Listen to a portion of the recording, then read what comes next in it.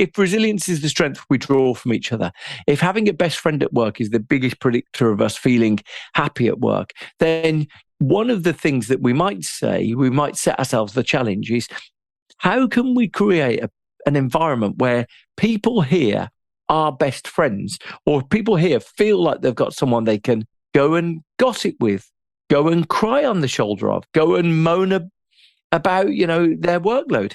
How can we make sure that people have got those degrees of connection even when they are working in a hybrid environment? And I think, that's for me the critical lesson of this. We're entering an era which I think holistically, societally, is better, where work might be a smaller part of our identity than it has been till now.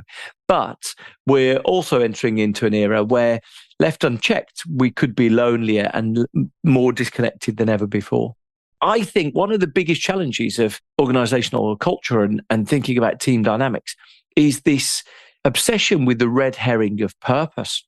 The notion that you might be working somewhere and that you've got this purpose that we want to create. You work in a sandwich bar. We want to create the best sandwiches if you've worked in bars, restaurants, quite often they're not trying to create the best. There's no aspiration. They're firmly in the middle. Their price point they're operating is that it's a convenience. We're not trying to do the best of anything. However, if you think about it from an identity perspective, then you say, a lot of the people here are thinking, okay, we've got a great dynamic here. If you've worked in bars and restaurants, you witness this really visibly. And as soon as you recognize that it's an identity thing, it's about like the pride of the work we do. We're a part of something and we feel an affinity with each other. I think it makes a lot more sense for me.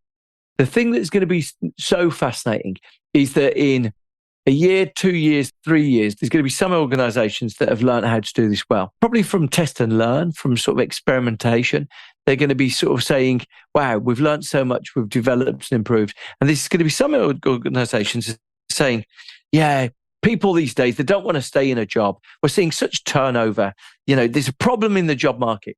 And look, you can almost hear those two different perspectives starting to take place already. It's a bit like the old sort of comedian line, which is, you're so much better than last week's audience. The truth is, there's no bad audiences. There's no bad employees. There's just bad environments that we create,